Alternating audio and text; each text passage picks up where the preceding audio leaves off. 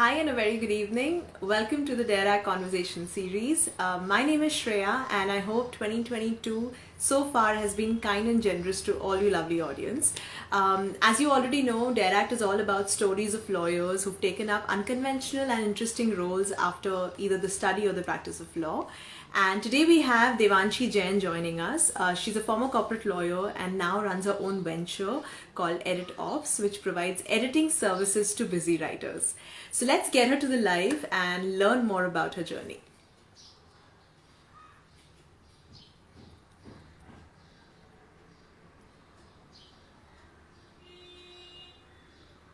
We have sent you an invite.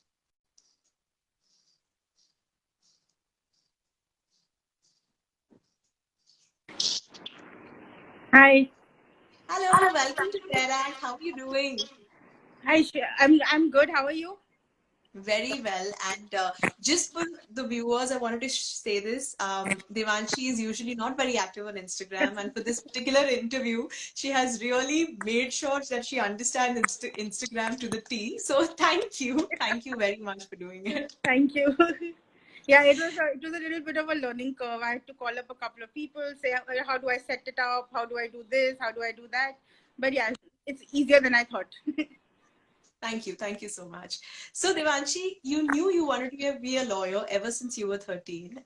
Tell us in what ways did the law school experience kind of shape your vision and understanding about the legal field? So I think pretty much very soon into law school, I realized that I don't think so what I want to do because I wasn't particularly interested in classes.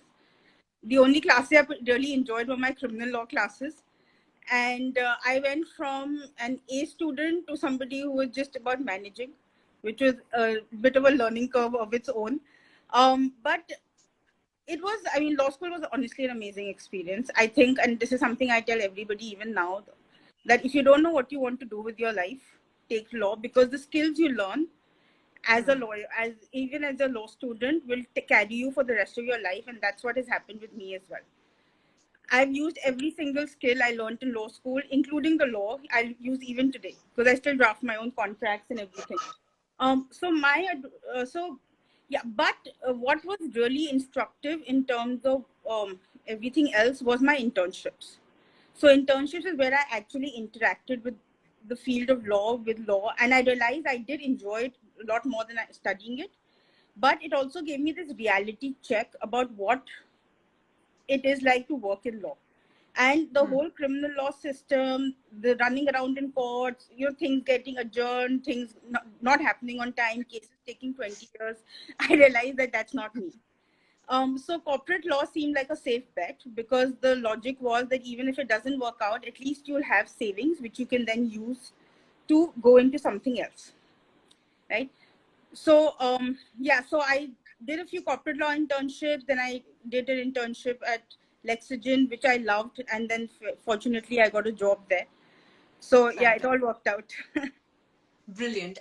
And speaking of Lexogen, you spent 2 years there working as a corporate M&A PE lawyer. Tell us in what ways that experience changed things for you, and what did you do next? So the best part about Lexogen and the reason why I loved working there was that there was a lot of focus on learning. It wasn't just about billable hours, and it wasn't just that do your work even if you don't understand anything.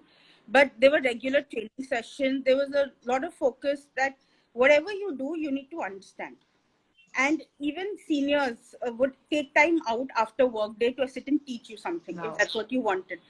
And I think that kind of experience at the beginning of your career really helps you understand how you want what you want to do forever.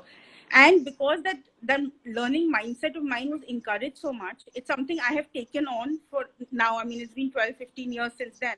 But I still have that learning mindset where I'm continuously learning and try to pay it forward by mentoring other people I work with to make sure that they also learn how the importance of learning.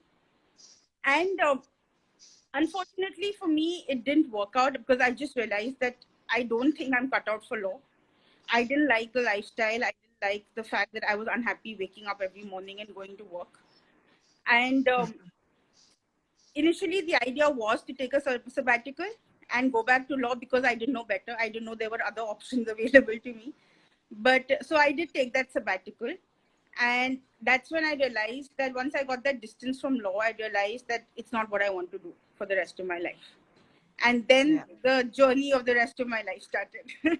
So tell us a little bit about the journey of the rest of your life. So what happened soon after the sabbatical is that first I got a minor injury, but unfortunately that required me to be on some kind of a semi-bed rest for about 2-3 months. And during that time, I was really bored, and I also slipped into depression because I was not used to. I mean, I'd spent a lot of my life just doing things. I was not used to not doing anything. And being in bed, honestly, is really boring. um, so I just randomly Googled one day, I just randomly Googled follow your dreams. And it sounds so inane when I look back on it, but it also gives you a sense of desperation I had that you Google something as inane as following your dreams. And that opened up this whole world where I realized that there are options beyond your typical engineering, medicine, um, law, journalism, that there are people who are designing how they want to live their life. And this was back in 2011, where these things I know are very in vogue now. People are making those choices. But back in 2011, I didn't have Indian role models. I had a lot of people who were doing this, a lot of Americans specifically who were doing this. And the feedback I got is, Americans can do this, but Indians don't do it. Our system doesn't allow for this. And I said, let's figure it out. So that's when I started. So that's when the first thing I did was I said that, okay, I really want to travel. But because I didn't have too much money, I said, let's just do it in India and let's do it on a strict budget. I asked a few people if they'd be interested. Everybody was too busy working or they had lives. And obviously they didn't want to travel on my budget because imagine you're working 16-hour days. You really don't want to be sitting in a bus or a train at the end of it. You want to fly and then, have a cocktail on a beach somewhere. That's what I wanted to do when I was a lawyer. So I said that, let's stop waiting for people in life for it to be convenient for them to do things I want. Let's just do this alone. So towards the end of 2011 is when I started traveling. Yeah. And my first backpacking trip was in Karnataka, mainly because I was familiar. I had traveled around in Karnataka in college. So I was a little more familiar with the place, even though I didn't speak the language. And after that, then I didn't travel continuously. I went to West Bengal for about a month. I went up to Sikkim. I did Rajasthan. I did parts of... This is all solo travel? Rajasthan was partially solo, not fully solo. I went first for this one music festival which happened in the middle of the desert in Jaisalmer. Yeah, so I went there first. That was with friends, and then from there I took off. I did Pushkar, and I did beautiful. I did a bunch of other places, basically Pushkar, and made friends along the way. Then went here and there. It was just very nice to not have structure in life, because so the travel happened, and then what was there a revelation that you figured, okay, this is what's going to be my next step? Like, how did you go about it? It was, I would say, it was truly life-changing because I'm a boarding school kid, right? So I had spent a lot of my life sheltered. And what backpacking taught me is that I could actually be street smart if I wanted to, because when you're traveling with 5 other people, you end up relying on them to help you out with a lot of stuff. When you're on your own, you don't have that option. You just have to do everything on your own. So I went from somebody who couldn't tell left from right to somebody who could figure out 5 different bus routes without speaking the local language. I could figure out how to get from point A to point B and 5 different ways to do it, just because I became open to the idea of approaching people and asking them questions, which I wasn't okay with earlier. There's a lot of kindness on the road. Okay, it's unbelievable how much people care about you, and it's unbelievable how you don't go hungry even if you have no food. Okay, you will always have people will offer you water, people will offer you food. I once had a lady come up to me and says, I don't think you should sit on this side of the train, you should sit on that side because the sun will fall on your face.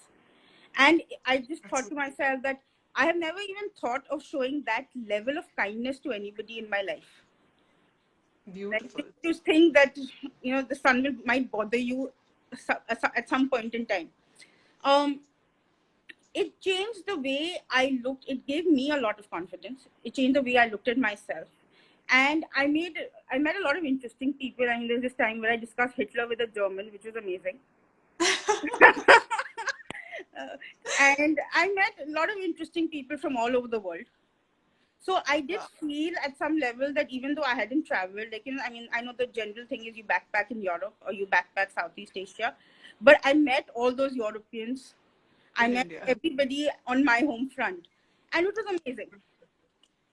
Fantastic, fantastic. So clearly, I think travel opened your mind to various things, including I think at some level it empowered you Yeah, definitely. as well. And with that takeaway from travel, I also know that you did a lot to upskill yourself. Could you tell a little bit about that?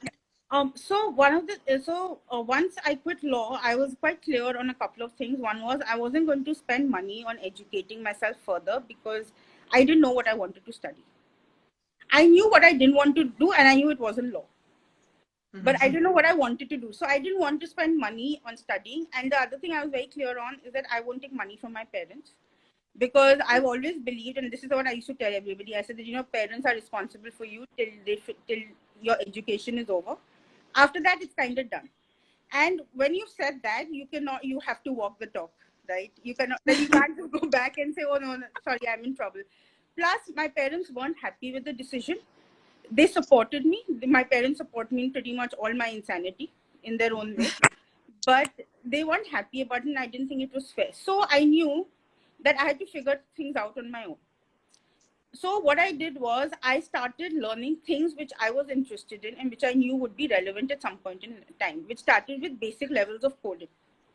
So HTML, CSS. I can't code a website from scratch, but if you give me a website, if you give me a template, I can make it into something I'd be happy with.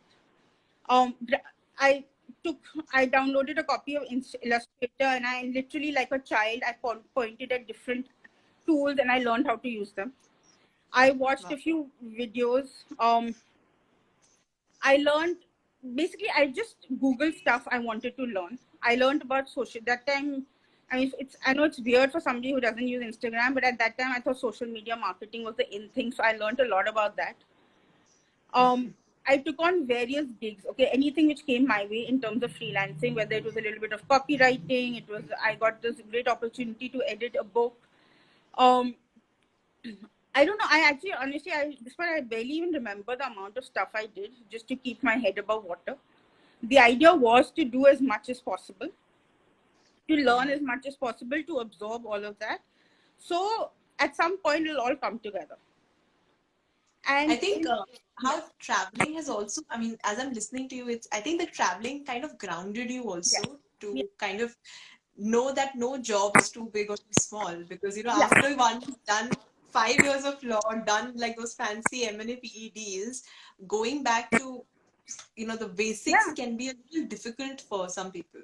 It can, and you also realize, when you've traveled a month with 3 sets of clothes which you washed yourself, and you wear clothes which don't match. I mean, there are times I wore purple pants with a strange colored T-shirt and a blue jacket because that's all that was clean. Once you've crossed those limits, right, which you have imposed on yourself earlier, after nothing matters. You don't, it's just easy. You realize how little you need in life. I mean, I know the pandemic brought that clarity to a lot of people who realize how little they need in life, but for me, because it was self-inflicted, Hmm. the lesson was much stronger. It is something I Much. did to myself. It wasn't an external force. So Yeah. it was clear that there is not much I need in life, and I realized that sense of freedom I felt. And I still remember this one time. Okay, this was when I was going up to Darjeeling. Because I was on a tight budget, I had saved to save $50. I had sat at the back, even though I'm really tall. I had sat at the back because for a 4-hour journey to save $50, because that made the difference between eating a meal and not eating a meal.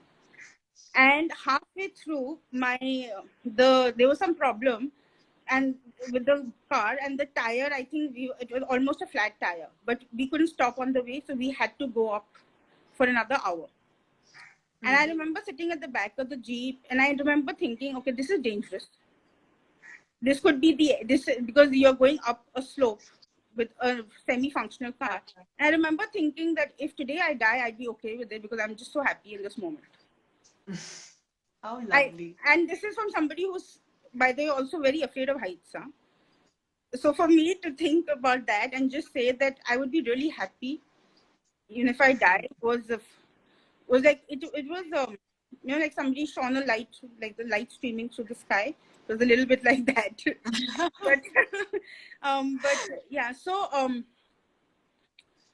a lot of skills which we learned. I focused on what I was interested in. It wasn't about what would get me a job, what would get me money. I focused on learning a lot of random things. I also did a lot of crafting, like I did quilling, and I learned random skills. I decided in the middle to learn a little bit of Japanese, so I bought a couple of books. I sat and taught myself Japanese. I did a whole bunch of stuff. And in 2014, it all coalesced because I applied for this job, which I was totally unqualified for, and I got it. But it was in Vietnam. So within a month, I was settled into Vietnam. And out there, I used all my skills. I used HTML, CSS to design websites. I worked with software developers. I did a little bit of graphic design. I knew how to speak design language, so I gave instructions to graphic designers. Everything I had done till then just coalesced.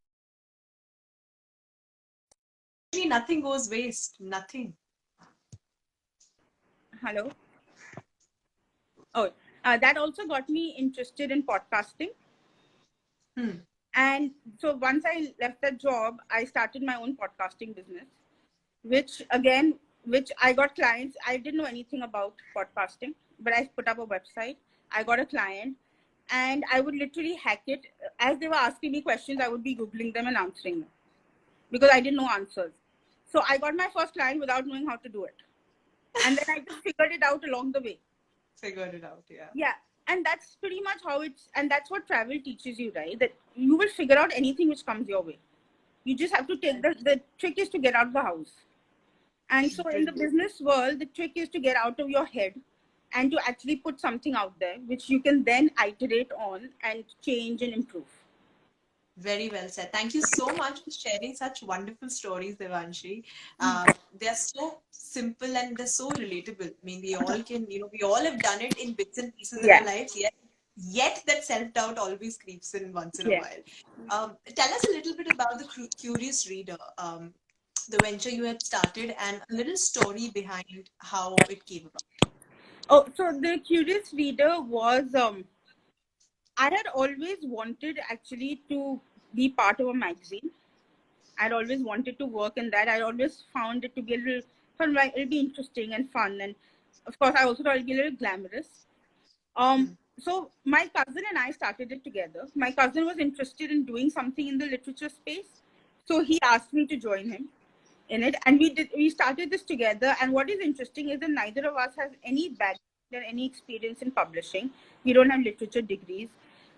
We don't have any journalism backgrounds. All we had was a love for literature and this realization that Indian literature needs a space. And that Indian literature is more than just Salman Rushdie and Amitav Ghosh, because there are so many voices in this country which don't have a platform to where they can talk about their books, they can talk about their literature, all of that. So the Curious Reader was basically this literary magazine where we wanted to look at the world through the lens of Indian literature. And Indian literature also involved Dalit voices, it involves LGBTQ Indian literature, it involved Adivasi literature, it involved literature from different parts of country which may not necessarily have been written in English. So a lot of translated literature. And we focused on what we thought would be good literature. Literature which went beyond, which was nuanced in a way, which showed you what life could be, what life is about, and how literature in so many respects kind of mirrors life. And at the same time, life mirrors literature in a lot of ways. So there was this one piece which I always use as an example, which somebody did based on Albert Camus' The Plague. And they connected it to coronavirus. And they talked about how in the book, the responses of the authorities were very similar to the responses we were seeing during our twist with the pandemic. And this was last year around. This was in 2020 around May, June, when people were consuming Lysol because they thought it'll get rid of coronavirus, and all the kind of nonsense was happening. And you realize that a book which was written hundreds of years back, we still haven't really evolved from that in many ways, because things are still the same. Fantastic. And tell me, Devanshi, what does writing mean to you? So for me, writing, I've always loved writing. Even I was in school, I used to write journals, and it was never not about this is how my day went or these are my deepest, darkest secrets. It was more about thoughts. It was more about trying to understand the world around me. And for me, that is what writing is. I think writing helps you understand your thoughts. It helps you organize your thoughts. And this is again one of those skills which I learned so much about in law school, because you realize that you have to be very organized in how you write, because you have to get your point across. You cannot make blanket statements, because you have to be able to defend each statement. Right? And that's when I really learned how important it is to be able to write in a logical and coherent manner, especially if you're writing about things which can impact other people's lives. Right? You can't just make random statements. That's where fake news comes from.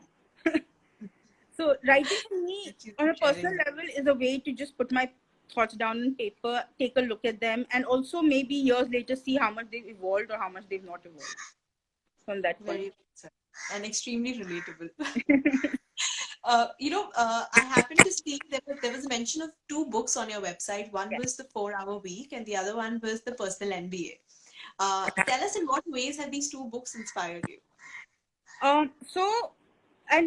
What is interesting is that books have all major milestones in my life have had to do with books. I went to boarding school because I did Maldives Towers, and I realized that I wanted midnight feast in life, and boarding school was a disaster in that respect. It was amazing otherwise, but it was not Maldives Towers. I read a lot of books featuring lawyers, so I said, let's go become a lawyer, which was, as we know, an epic disaster.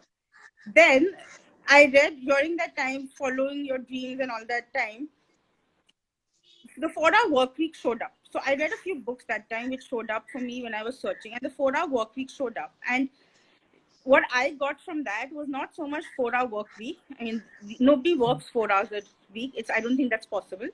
But it was more about the idea of understanding geo arbitrage, which is that if you live in a cheap place but you earn in something like dollars, it takes you a lot further. And a lot of these Americans do that. They live in Bangkok and they earn in dollars. So they live like millionaires in Bangkok.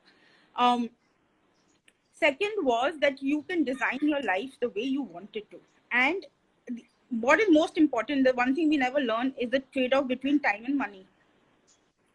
Right? A lot of times you may have time to do something, but you don't have money for it. That's okay. That was the case for me when I had just quit law. I had a lot of time to learn, but if I had to do it today, I would actually pay somebody to teach me these things, because I would learn them faster. So 4 Hour Work Week is really good for telling you that sometimes you need to pay people to do some work for you, so it can free up time so you can do more work, which will actually make you money. Right? And Personal MBA for me was literally, and that is the entire deal behind the book. It is an MBA in a book. It's about 500 pages, I think. And it gives you all the basics of understanding what needs to go into a business. However, both these books come with the caveat, and this is something I learned the hard way when I first started business. It's all well and good to read about it, but nothing teaches you as much as actually going and doing the business. Right? So even today, this is my third business. Every single business, I've made mistakes. I'm still making mistakes, but I'm making fewer mistakes, and I'm learning from every mistake I make, which I think is also equally important. Yeah, basically it's growth mindset. Yes, it is a growth mindset. To learn. Yeah, and what is important about these books is that you learn from people who've actually done things. And here, another book in this respect, which I think really impacted me, was the $100 Startup. Right? Because when you think business, when you think startup, you think, oh my God, I need, crores and crores of money to start a business. I started my first business on less than $100. I started this business on $100. That's literally all it takes to start a business. It does not require too much investment. You just have to be smart about how you do it. And what is that? You put up something on the internet, you make an offer. And then and then you start finding people who would be interested in that offer. So starting a business is not as difficult or is not as costly as most people think it is. Thank you for sharing that, Devanshi. I think a lot of learning points for everyone listening to you. So, speaking of business, last year you founded Edit Ops. Yes. Tell us a little bit about your venture and what is your vision for Edit Ops? Am I audible? Am Yes, I you are. clear? Yes, you are. Okay. Yes, you are. So Edit Ops is about giving people a way to have their editing or having their writing edited. The entire idea is that with the creator economy, a lot of people are now starting to understand the value of writing. They write, they're creating Substacks, they have blogs, but they need editorial support because as a writer, sometimes not, and I'm not just talking about typos and grammatical errors. Honestly, those are the least of my concerns in most cases. I'm talking more in terms of adding value to your audience. There are millions and millions of writers, right? What sets one apart from the other is how much value they give to the audience. And editorial support, an editor who understands that can help you edit your writing so you are actually providing more value in terms of you're giving them the kind of content they need. What happens a lot of times is that you make assumptions about the audience, or you think that you've explained a point properly but you haven't, and then the audience is just confused. So it is there is also, of course, grammatical errors, ensuring there's clarity in the writing, all of that. But the idea was to support creators by doing that, and also to work with companies to provide them with editing services. The reason I started is because after Curious Reader, I realized I loved editing and I was good at it. And I thought that why not just do that? And if it's something which I actually enjoy, so why not do that? In terms of vision, honestly, there is no vision. I'm kind of done with planning my life because it has never worked out in the past. So I've realized that I'm just not going to tempt fate anymore and not plan. So the vision is very simple. The vision is that it needs to be a sustainable business. Okay. It needs to be fair. It needs to be people first. And people doesn't just mean clients, people also means employees or freelancers. I have never, in most cases, I have not liked the way I have been treated as an employee or as a freelancer. And I don't want to perpetuate that cycle. So for me, Edit Ops has to be that one place where freelancers can come and they're treated well, right? They're paid fair wages. They're given health insurance. They're given certain other benefits, which again, I will figure out as I go along, but I know I want to do that. And the freelancers who work with me have been told that to consult with me on what they need to make these things happen. So it has to be a sustainable business. And there's no intention that it should ever be a unicorn, or there is nothing like that. There is no financial goal. There is no goal about in terms of prestige. There is nothing. It just needs to be something which makes me happy, which I enjoy doing every day, which gives me the money I need to lead my own simple life, where roti kapra makan types, a lot of travel also in that. But that's pretty much the goal of the business. There is no vision about this and that. There isn't. Yeah, I You mean, know what's beautiful is a lot of the core values that you spoke about just now, they actually come from the experience that you've had in all yeah, these, years. And it's yeah. beautiful because it resonates with your experience, and whoever comes works with you. It's not just about editing, it's actually about adding value to humans. Yes, it is. It is because you see, when I was in college, I had this whole thing about changing the world, and I still remember this one senior told me, he said, Devanshi, when I was your age, I also thought about changing the world. Now I just want to save myself, and I didn't understand it at that time. But as I grew older, I realized that I am not that realistically, as an individual, I'm not going to change the world, but I can change the world around me. I can change the world for people who work with me, who interact with me, all of that. That I can make, and I, in the hope that I will do my bit, but in the hope that if that they will perpetuate that cycle, because to change the system, somebody has to start, right? We can't all say that it's part of the system. We have to start somewhere. And I'm doing it in my own small bit, no expectation that somebody else will do it, but it is more because it helps me sleep better at night than because of anything else. I like doing this. It's really as simple as that. It makes me happy to do this. And what you said is so powerful. I literally have chills. Oh, It's thank you. it's crazy that. But yeah, thank you for having such a bold vision and being absolutely clear of what is it, and the way in which you want to contribute to the world.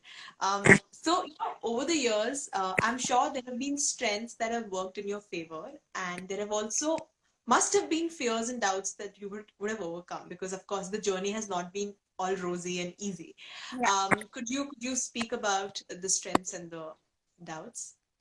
Strengths definitely would be, so I some level I would say self-confidence, Hmm. and that confidence was boosted by travel. I mean, every time I felt low on self-confidence, I went and traveled. I overcame like 100 obstacles every day, and then the rest of my life just seemed easy in comparison. But but yes, strength is that. Like I said earlier, I think my parents are quite insane because they support a lot of my insanity, and they support it to the extent that where even if they're not happy about it, they will say, okay, let's figure out a way to make it work. So when I first Wow, came up with that's this beautiful. idea to travel alone in India, I told my dad, and my dad said, okay, how do we do it to make sure you're safe? I was expecting a long argument. No, beta, you can't do this. Go to Europe, we will pay for it. Go to Southeast Asia, we will do it. But it was not, it was just, let's figure out how to do it safely. What is your Hmm. plan? It was not a blanket no. So that was a good, so that support system was there. um the internet, just reading, I took a lot of solace from just reading about other people and just saying ki, okay, other people have done this, other people have done this successfully, so I know I can do it. Hmm. In terms of strengths, then building resilience, just understanding that you can say no to a lot of other people, right? In terms of doubts, I did have moments when I thought that, what have I done? I mean, life would have been so much simpler if I was just miserable every day and I could have just gone on doing law. And and a lot of people told me, they said, you were making so much money, why would you leave it? And I said, because I wasn't happy. And people don't understand that concept of being happy. They actually don't. Because we live in a world where money trumps everything else, right? So as long as you have money, you're supposed to be happy. And I was this strange human being who had a lot of money as a lawyer, but was really unhappy on a daily basis. So that doubt was there that maybe happiness is not all it's cracked out to be, because it's not like I was particularly happy at certain moments in life. But I didn't, but I, even then, I didn't really want to go back to law. I didn't want that. I knew I'll figure stuff out at some point in time. Right. So those were the main doubts, but otherwise, yeah. And the other thing which was where there were doubts was what to do with life, because not knowing, yeah, it was, see, it's not enough to know what you don't want to do. And here I'm being very sarcastic. It's not enough to know what you don't want to do. You have to also know what you want to do. And for somebody like me who had known, who had that level of clarity when I was 13, to suddenly give it all up was a little bit of a shock to everybody. Right? Oh, you It kind always of becomes want. an identity, right? You've been saying it since you Yeah, were 13 exactly. years It is, old. and for me to shake that off, to shake that identity off was so easy. It was unbelievable. For me to say that I'm not a lawyer. So even I say in another life I was a lawyer. For me, it feels like that now. That it was a very different life. I don't remember that life. When I quit law, the first thing I did was throw away all my pants and shirts. I just threw away all my formal clothes, and I spent the next 2 years living in hippie clothes, which was so much fun. So yeah, I had like all these tie and dyed harem pants and stuff like that. Like total hippie travel. which is the Wow. opposite of a lawyer. That too is a daring step, I must say. No, but I was always, I'm internally, I was always a hippie. That's the point, right? And I was trying to become a lawyer, but that didn't work. Fantastic. And my last question to you, Devanshi, is do you have any piece of advice for lawyers who may be stuck and they may not be sure of whether they want to continue practicing law? Any words of wisdom? Yeah. So, I think for most people, yeah, and this is something I see a lot. When a lot of lawyers meet me, they say, "Oh, you're so lucky. You're so lucky." And I just want to tell people that it's not easy to do this. Okay, it sounds very, for me, it's something I can laugh about now because it's all in the past and things are working out for me at this moment. But in that moment, it was not all a bed of roses. And I did it at an age when it was easy for me to adjust. There was no, I mean, beyond my parents, there was nobody I had to think about. Right? I didn't have a spouse, I didn't have children, none of that. So there was no responsibility towards them. So that made it so much easier for me to take this step. Um, but I would say that if you think you might not want to do it, start by taking a sabbatical. Get away from the law, because what happens is otherwise you're just chasing your next job, your next promotion. It's very difficult to get out of that cycle. I know a friend of mine quit law when she was a partner, so I know it's doable. Okay, she was so it is possible to quit at any stage. I quit as a measly associate, but she did it at the partner level, and it is possible to do it whenever you want to, but have that clarity about doing it, and don't do it the way I did it, which is I just woke up one day and said nahi karna hai.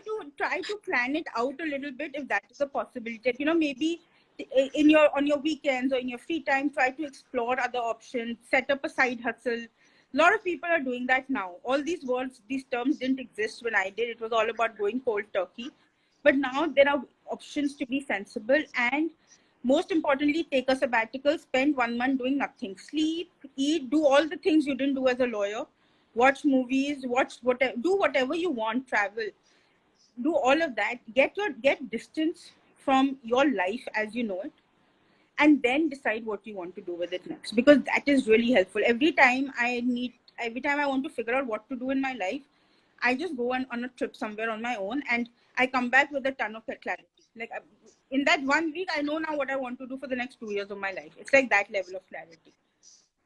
So yeah. So I would say, I mean, and that's for me, because for me, travel works as that. It helps me get outside my life because I do it alone. But whatever helps you get outside your life and do something different, do something which gives you a different perspective. If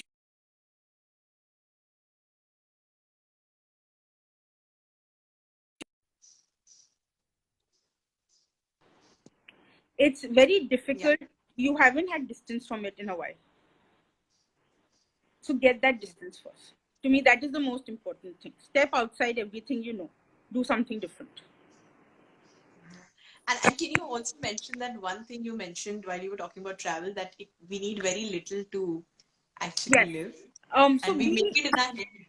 Yeah, Sorry. there is so one of the things which you will realize is that when you stop being a lawyer, suddenly money becomes an issue, which is weird because that is not something you've experienced for a while. So even from my first job, I had more money than I knew what to do with. I mean, what I earned in 2 years, which included paying rent, doing whatever I wanted, buying a whole lot of shoes I still haven't worn, including all of that, I still had enough money left over to live on it for the next 2 3 years, right? And that is a lot of money. You're used to a certain lifestyle. I know I got used to a certain lifestyle in 2 years, but it takes very little to readapt to a simpler lifestyle. And at least for me, it was absolutely worth it, because I realized that those shoes, those bags, those, I don't know, whatever other nonsense I spend my money on, did not bring me as much happiness as that one stone bed I slept on in Gokarna with one like 20-watt bulb hanging on top. But that one night, but I was much happier in that moment than I was in any of the other luxurious moments I'd spent in my life. And there is very little you need to be happy. There's very little you need to live. And the more you simplify your life, the easier it is for you to make bold decisions in life. And now I feel very bogged down. I have a lot of baggage in my life because I have too many things. But at that point in time, I could wake up today and say, okay, tomorrow I'm not going to be here. I'm going to be in a different state. Because I would just hop onto a bus, I would hop onto a train, and I would just go wherever I wanted to. And that is the level of freedom which is which is unparalleled. I mean, I don't have words to express what that freedom means, especially if you're an Indian woman who's living in India and who's decided to travel India. That freedom to be able to do that and be safe, it is one of the most valuable feelings I've ever had.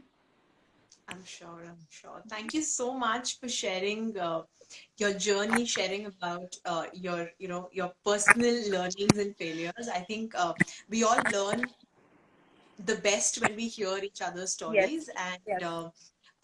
your story is indeed very, very inspiring. So thank you so much, Devanshi, and thank you for joining us on Dare Act. And My pleasure.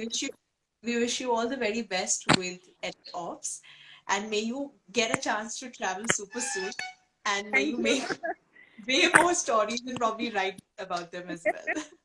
Thank you so much, Shreya. Thank you.